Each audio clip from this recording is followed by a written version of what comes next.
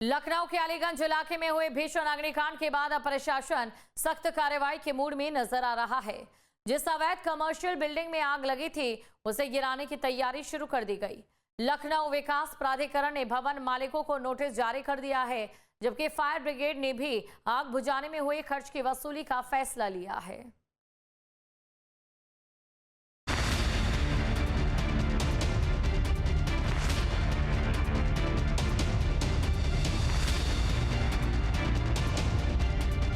लखनऊ के अलीगंज में हुए भीषण अग्निकांड के बाद अब कार्रवाई का बुलडोजर चलने की तैयारी है।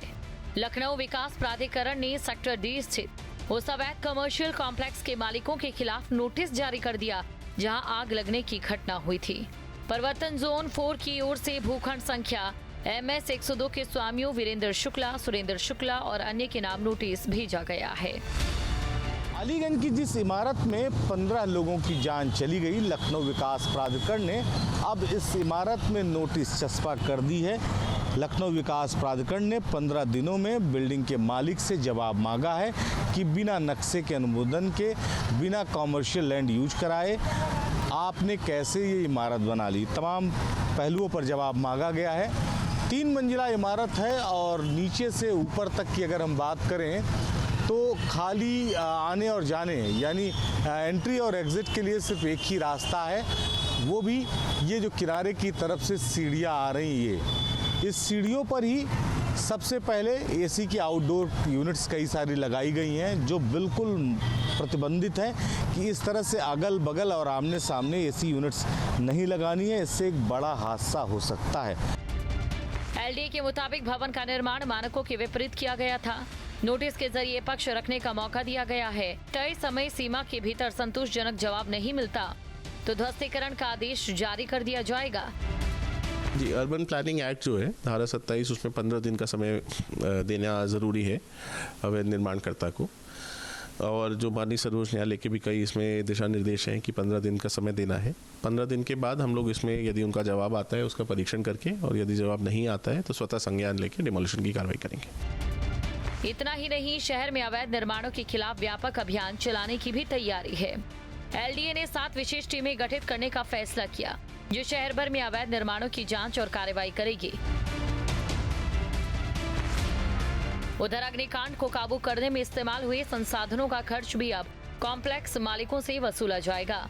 आग बुझाने के लिए करीब 4 लाख लीटर पानी खर्च हुआ। मौके पर 20 फायर टेंडर और एक हाइड्रोलिक प्लेटफॉर्म तैनात किया गया था। कई घंटों की मशक्कत के बाद आग पर काबू पाया गया। फायर विभाग का कहना है कि ये नियम केवल अवैध निर्माण पर लागू होता है। वैध परिसरों में ऐसी स्थिति होने पर इस तरह की वसूली नहीं की जाती। अब इस कार्रवाई को लेकर प्रशासन का संदेश साफ है कि नियमों को ताक पर रखकर किए गए निर्माण कार्यों पर सख्त कार्रवाई होने जा रही है। अलीगंज अग्निकांड में LDA उपाध्यक्ष ने बड़ा एक्शन लिया। मामले में 18 इंजीनियर्स पर कार्रवाई की सिफारिश की गई। वहीं 5 जोनल अफसर, 6 सहायक अभियंता की जवाबदेही तय की जा रही है। 6 अवर अभियंताओं को भी जिम्मेदार ठहराया गया। अवैध निर्माण रोकने में अफसरों की लापरवाही उजागर हुई। ध्वस्तीकरण आदेश खत्म होने के बाद भी दोबारा जांच नहीं हुई।